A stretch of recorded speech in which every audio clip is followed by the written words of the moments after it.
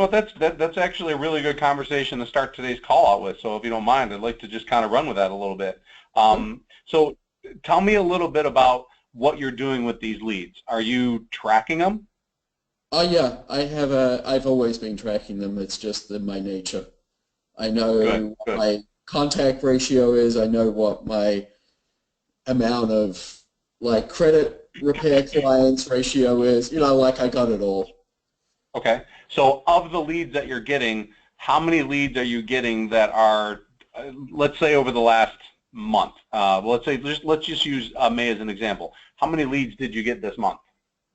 So they got turned off, and I have some leads coming in, not to the same level as before. Sure, sure. So let me just move out of this screen. That's my way. I'm not really concerned with where the leads are coming from at this point. I'm more concerned with just the volume of leads of where, how many leads did you get in?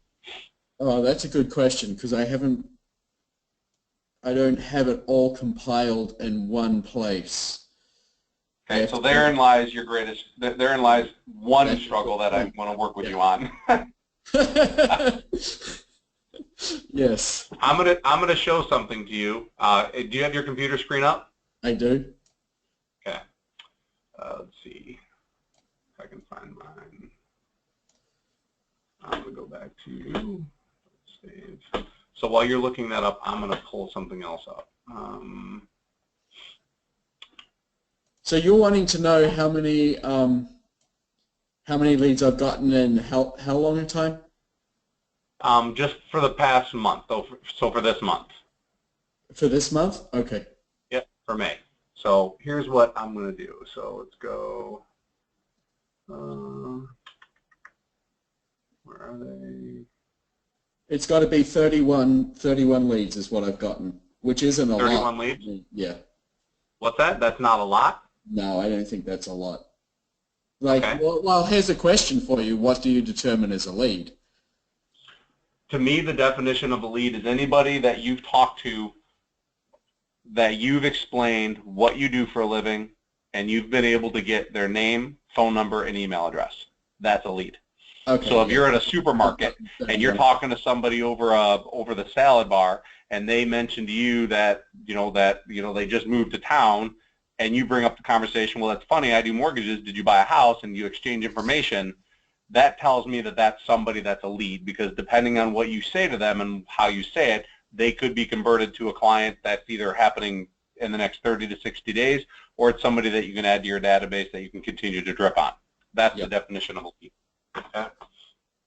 So here's, if you have your computer screen up, I want you to see something. So what I'm showing you right now is my lead tracker that I've been tracking on this form since, well, let's just go back to January of 2006. Okay. So everything I track my leads, and I've tracked them since 2004, I believe, if not longer. What you see here is a list of everybody, where they came from, phone numbers, the kind of loan that it was going to be, refi, purchase, where it came from, and the actual client themselves. Does that make sense? Yeah, totally. Okay. So what I do is, if you notice on my bottom of my screen, I track it every single month. And I did every single month. So every time I opened up my computer or turned it on, this was the first thing that I saw. And I want to share this piece of it with you because I think it's really relevant. And that is the psychology of what this sentence means. Can you read that out loud, brother? Keep in mind that whatever you acknowledge, you get more of.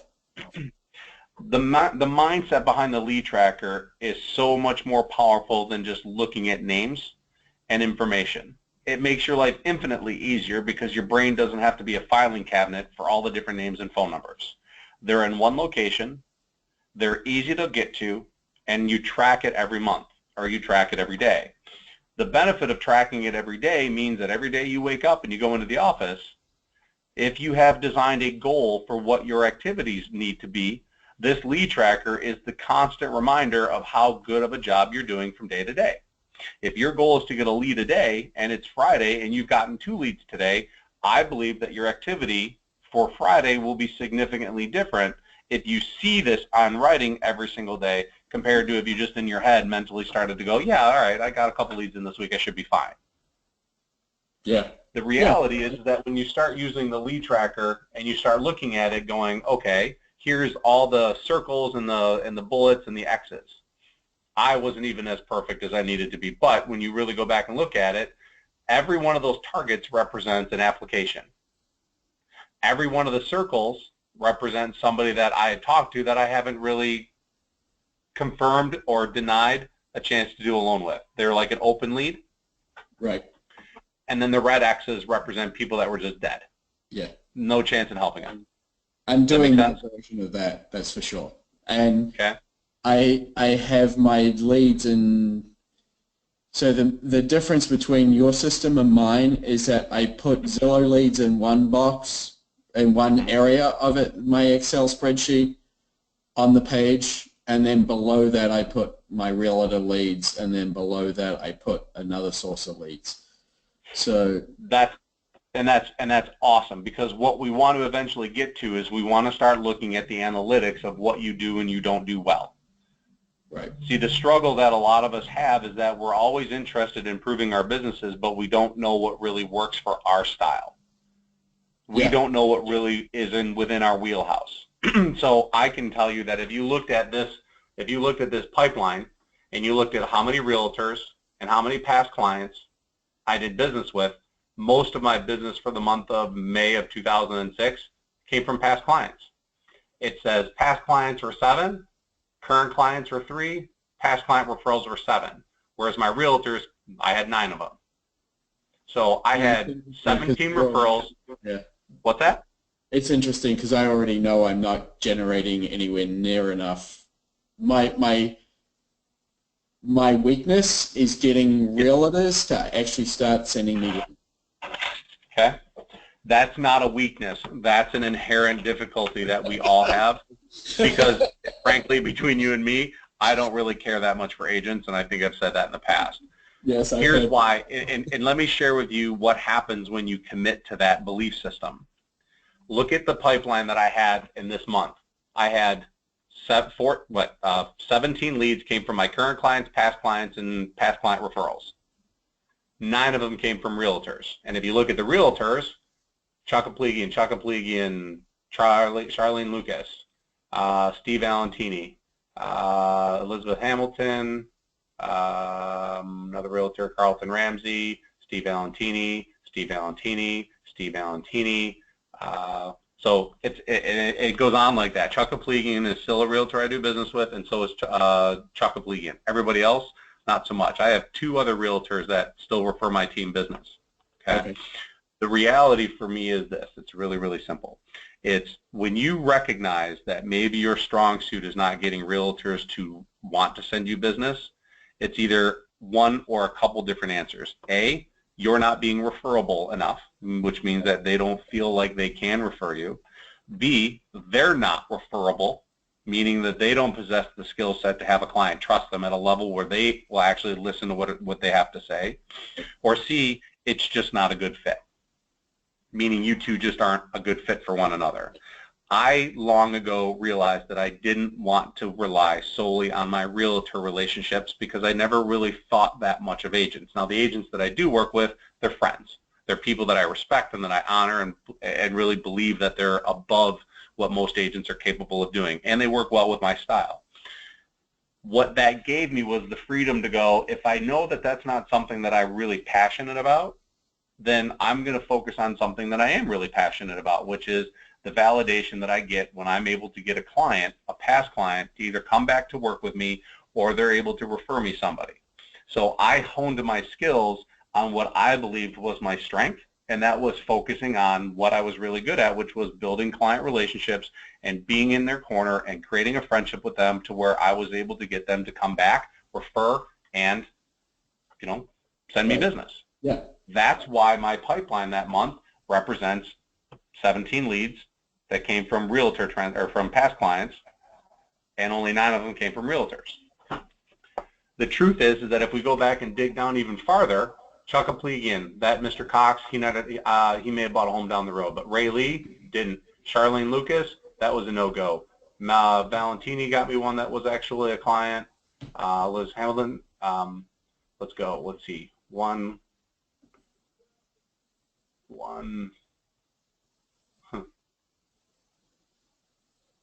Two.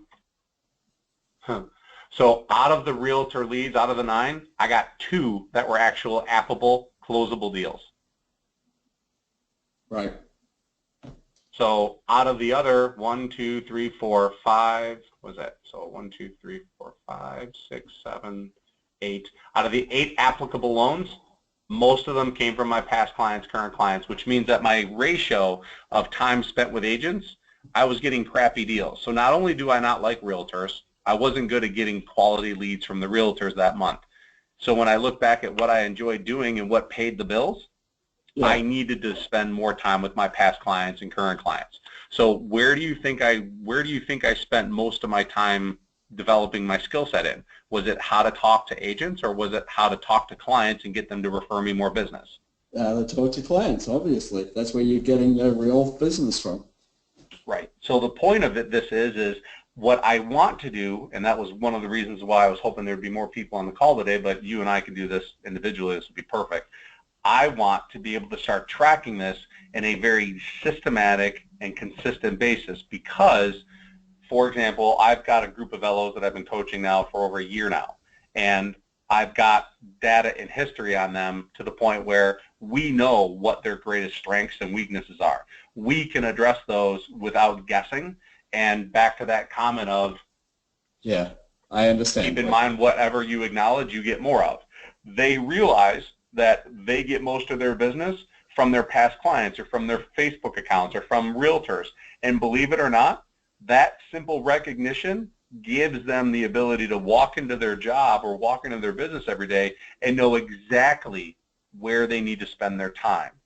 Now, once you're able to develop that, you get really good at it, and it doesn't need to consume so much of your time. So if you decide that you want to add another pillar to your business, and what I mean by pillar is when you look at these current client referrals, personal friends, realtors, I didn't get a pillar from advertising or from business relationships or from affiliated relationships or even builders.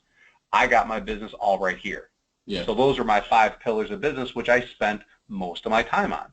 And I spent most of my time with my past clients and then my database.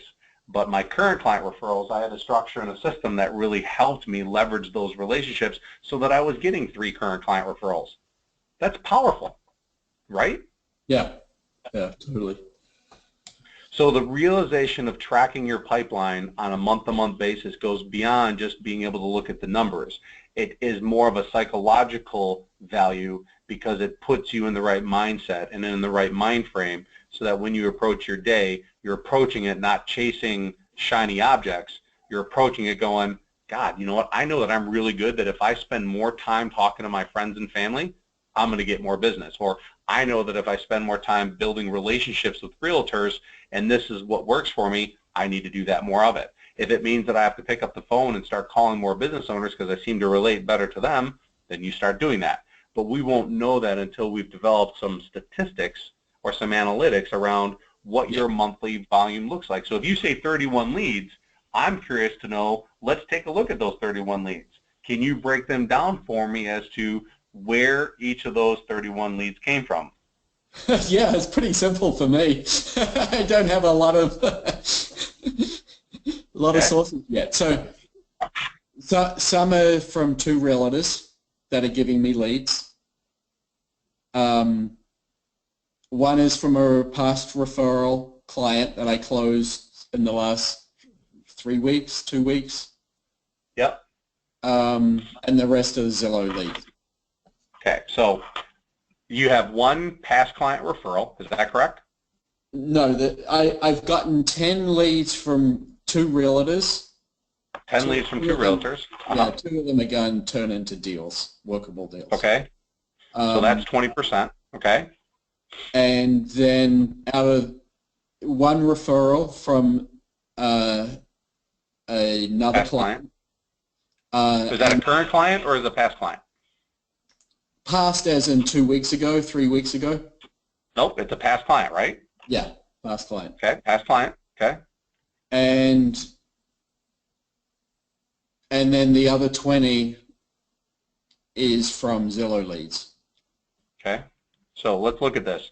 How many of those loans out of the 31 leads, how many of them are actually going to be closable deals in the next 60 days? I'd say 7 of them. Okay. So you have 2 from realtors. The past client referral is a transaction, right? Yep. Okay. Now that one Zillow, I with Wells Fargo on rates, but that's fine. That's fine. Yeah. Okay. And Zillow, you had so 7. So you have about 4 coming from Zillow, right? Yeah. It's pretty good. So 7 divided by 31 is 22%. So your conversion rate of your leads for the month is 22%. Most people, and even with me, most average is about 30 to 40%. Okay. But when you do marketing like to Zillow and whatnot, it tends to be a little bit more lopsided because of the volume compared to the quality. Yeah. Yeah. Okay? But if you look at your past client, that's 100% conversion ratio. If you look at your realtors, that's 20% conversion ratio. And if you look at your 20 divided by 4 is a 5%. No, what is that?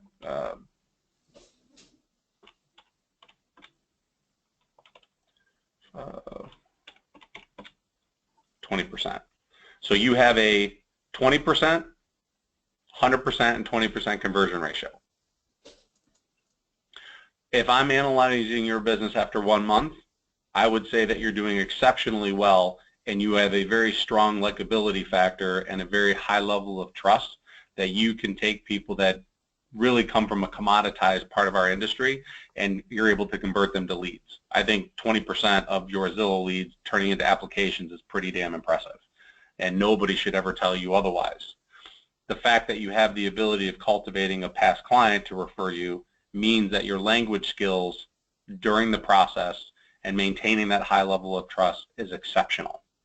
What it also tells me is that your realtor leads, because you talked to 10 people and you got 2 leads, it's almost on par with Zillow, and the realtor and the Zillow leads that you're getting just might mean that the realtors that you're getting referrals from, you have to wait probably a little bit longer, get some more data under your belt, and find out which realtors are really sending you qualified leads and which ones are just sending you garbage. And right now I'm taking anything and everything, and a lot of the leads I got. Totally agree. But when you break down your numbers and you look at this, I think this is acceptable. I think this is really, really strong. For somebody that's been in the business for a shorter period of time as you have been, and in an area where you didn't grow up or you're not, that you're not affiliated with a tremendous amount of people, I look at this and go, those are some strong conversion numbers, very strong. And so what it tells me about you is you shouldn't have to go out there and change what you're doing. You just have to be more particular about who you're talking to. Yeah. So just with this little exercise, I think that if you aren't doing Zillow, shame on you. You should be finding a way to turn that back on, even if it's borrowing money from the branch, because you've got some statistics and some analytics that tell you that you're a really good converter of those leads. And if that's not on, you're missing out on the chance to convert a pretty good amount of money. Yeah, that's true. Totally. Do you see where tracking this on a daily basis and really looking at it beyond just the names and the phone numbers can really start to have you hone in on what you're not only really good at, but also what makes you money? Because if you had gotten 20 Zillow leads and you hadn't converted one of them, I would say do that for another 2 months and let's see what the result is. Now I don't know what April looked like for you, and I don't know what June's going to look like for you with the Zillow leads, but I want you to really start considering that this could be very easily a good pillar of business for you for the foreseeable, let's just say, year. And then after a year's time, the goal would be to take that PCR, or the past client referrals, and increase that to where it offsets the amount of people you have to talk to convert to 4 leads. Right. Yeah, thank you. this is good. This is definitely Does good. this make sense? Yeah. So the other part of it comes into is with regards to the realtors. I think that right now you should be in the mindset of get as many as you possibly can. Are you finding that you're spending a lot of time chasing people? Meaning you're getting 31 leads. I mean, that's a lot of people to talk to in a given month. Yeah, I'm definitely chasing people. Always. Okay. Always chasing them. Okay. Yeah. That's probably one of the greatest strengths that you have, that you're relentless. So on my lead tracker, if you look at it, you can see that most of my calls are 1. There's a few that's 2, maybe one that's 3, but most of the people I only have to call once. And that comes down to what we've talked about in the past. The one thing that separates you from everybody else is what you say at the moment that you have a chance to make a first impression. Right. So if I call somebody and I leave a message, the message is very poignant, and they usually call me back, and I'm able to keep them on the phone long enough to get a yay or a nay. And I think that one of the strategies that you and I could work on individually would actually be to strengthen your ability to get people to believe you sooner, so that you're not having to call these people 4, 5, 6, 7 times. And that's where I would like to get to, because that's a lot of time spent chasing people. Yeah, totally. Okay. So give me some feedback right now of what's going through your head now that we've really talked about this in a little bit more detail.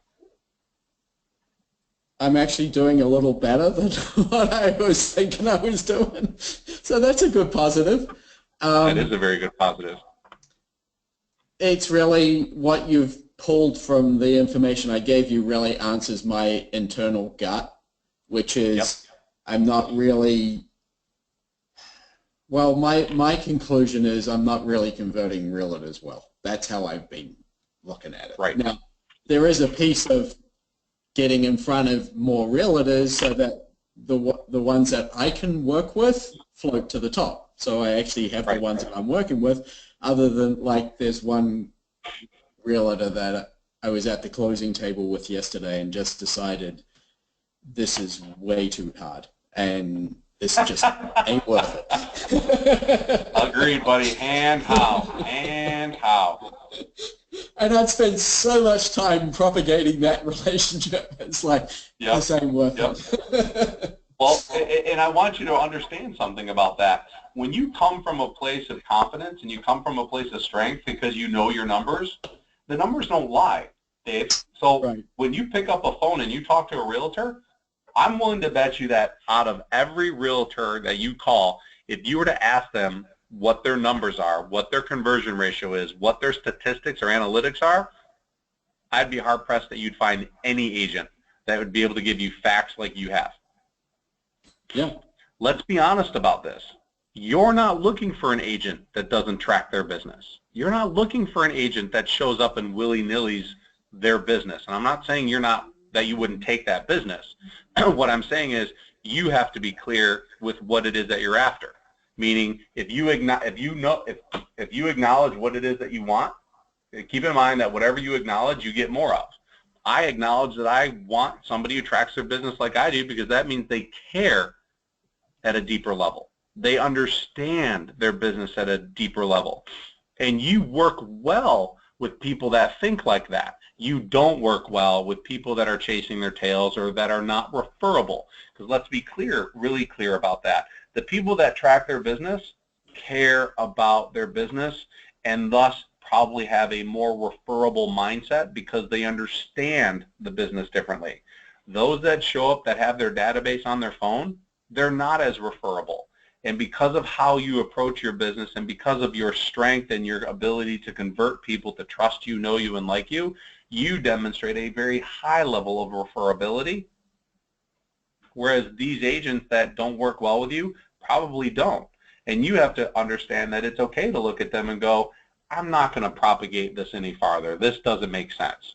So what you then do is get rid of the ones that just don't make sense to you because you understand it differently, and spend your time going after or looking for those agents that track their business. So now that we've done this exercise, the next agent or 2 or 5 or 10 that you sit down face to face with, I would think that this would be a very good conversation to have with them. And if they're not tracking their business, it gives you the chance to go, are you coachable, or are you so far removed from being coachable that it would just be like pulling teeth? Right. And I'm not saying that you wouldn't want to have a relationship with them, but I guarantee you as time rolls on, you're going to spend less time with that agent, and you will find more realtors that track their business, that look at their business the same way that you do. Can you see how that's really relevant? Can you see how that really kind of plays into how you approach your day and how you approach your relationships? Totally. So it's really simple. And so my challenge to you is going to be really that. I want you to spend the next 30 days. I want you to take all of June, and whether I send you my lead tracker, I'll send you a blank one if you want it, just to keep it simple. If you could. I don't care what. Yeah, I'll send it to you. I don't care what you do with it. I just care that there's one location, one place that you track all the information on, and that it's completed, meaning name, phone number, email address, referral source, track the entire line of information, because without it, think about what happens in May. If my business was slow, I'd go back to April. I'd go back to March and go, oh, look, there's Roger Allegrina, there's Fred and Sandy Jacobs, oh, there's Catherine Farrell. I can call these people back because they're at one location and they haven't committed one way or the other, which means that they're still somewhat active. So as you build this momentum and as you track this for the next 3 to 6 months, it becomes a source of your way of creating more business for yourself when things kind of slow down. Because I'm willing to bet you that if you had one location like this to pull from, you could call every one of these people on here and go, hey, I know that you closed a couple weeks ago. I just want to reach out to you and say, man, I appreciate the fact that you chose to work with me. I know I said it in the past, but I'm just really sitting here just reveling in the fact that I was capable of, helping you out as well as I did. I'm really thankful that you chose to have the confidence in me. And just through those dialogues and through those simple, casual conversations, you build a relationship that becomes more referable. You build a dynamic that allows you to reach back into the people that already know you, like you, and trust you. And if you continue that process, you don't have to go out there and seek business in the cold calling fashion, which I was never good at. You're better at it. You're better at it than I ever was. Dave, you actually possess skill sets that I admire deeply because of who you are. You're able to take, I couldn't take 20 Zillow leads and convert them. I wouldn't have the patience for them. I wouldn't chase them. That's just not who I am. But that really does point to me how strong of a consultant you really are, how strong of a competitor you really are, how committed you really are. And when you put those three together, brother, there's no reason why you shouldn't look at yourself and go, I'm the prize. Like literally, I'm the prize. Mr. Realtor, you may send me the deal, but I'm going to get this client to refer me. And if I get that and I give it back to you, I'm the prize. Kind of a little bit of, it's not arrogance, it's clarity. I'm not saying I'm better than anybody else. I just know that I'm really great at what I do. Yeah. Yeah, I get it. Thank you. Does that help? Yep, totally. So last week we had a conversation about doing a little bit of a challenge. Did you make any headway with it? No, I didn't. I honestly. No problem. Yeah, right. And I missed the call one day. I realized. Totally forgot. Oh, that's all right, buddy. That's all right. I recorded it. I thought did I send out the replay? Yeah, you did. I haven't had a chance to do it yet. Nope. Don't listen. The calls are just there as a constant accountability if you seek it. Yeah. These moments where you and I get to talk one-on-one, to me, they're just as valuable if you receive it as well as I hope you are. Right. When you look at this information, tracking your business is as simple as you can get. It just doesn't get any simpler than that. If you can't track your business, you're no better than somebody that has a job. You're an amateur. Yeah. Because if we continue to do this, I can give you 100% certainty that 3 months from now, if you track your business the way that I want you to, you will be significantly better at your craft than you were today, just by writing the information down. I mean, you're doing it anyway, you're just not putting it someplace where it's easy to access. And I really do, when I type this out, I really do mean it.